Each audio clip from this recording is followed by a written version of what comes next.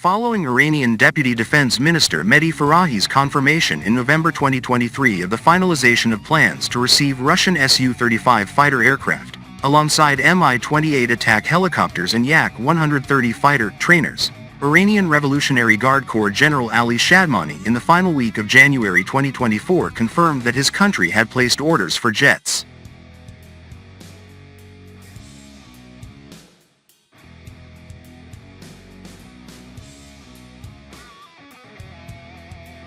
With personnel from Iran reportedly having long since begun training for Su-35 operations in Russia, while footage from two airbases have appeared to show preparations underway to host the aircraft. The Russian jets are expected to revolutionize the country's antiquated fleet, the large majority of which is comprised of Vietnam War-era F-5E, F and F-4D, fighters. While unconfirmed reports have indicated that Iran has ordered a little over 24 fighters, other reports indicate that larger-scale follow-up orders are planned to transform the country's aerial warfare capabilities and procure 64 fighters. Iran has faced a declining security situation with the overthrow of its primary regional strategic partner, the Syrian Arab Republic, by Turkish, Israeli and Western-backed paramilitaries in December, which has left the Iranian-aligned Lebanese paramilitary group Hezbollah isolated and potentially vulnerable to a two-pronged Turkish-Israeli assault. The modernization of the Israeli and Turkish fighter fleets, and the strengthening of U.S. and Western presences in the Middle East, has left Iran increasingly vulnerable, and increased the appeal of large fighter procurements.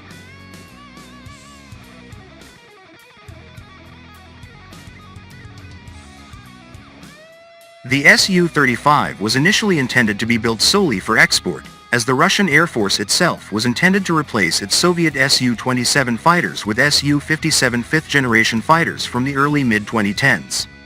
Major delays to the Su-57's development, however, resulted in the Russian Defense Ministry placing orders for the Su-35, with the program by the mid-2010s envisaged to have a production run of 200 fighters, 100 of which would be built for the Russian Air Force.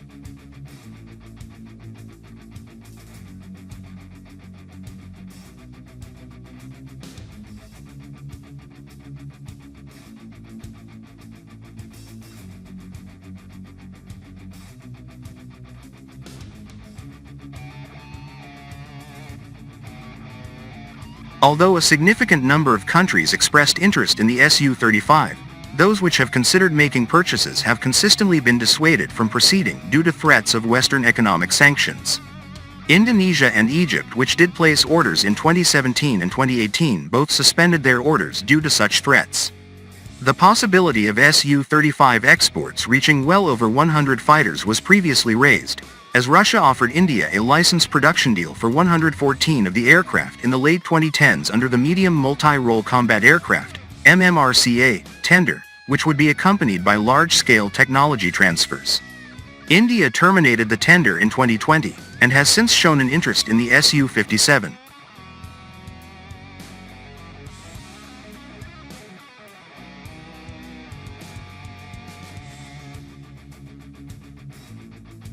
Russia also previously sought to export large numbers of Su-35s to China, and to offer a licensed production deal, although the country's own combat aviation sector by the mid-2010s was already producing much more advanced fighters such as the J-20 and J-16. China remains the Su-35's only foreign client, and procured 24 of the aircraft primarily to receive technology transfers and provide dissimilar combat training.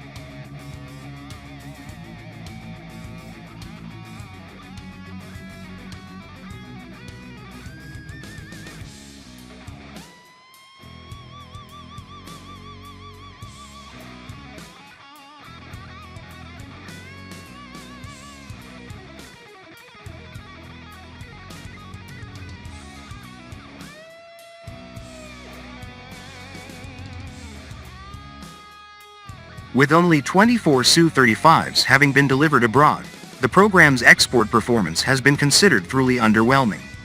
A further factor against the fighter class favor has been competition from the Su-30SM, MKA and Su-57, with the former providing many similar capabilities at a much lower cost, and seeing well over 100 ordered by foreign clients, while the latter has been perceived as more cost-effective due to its far superior performance.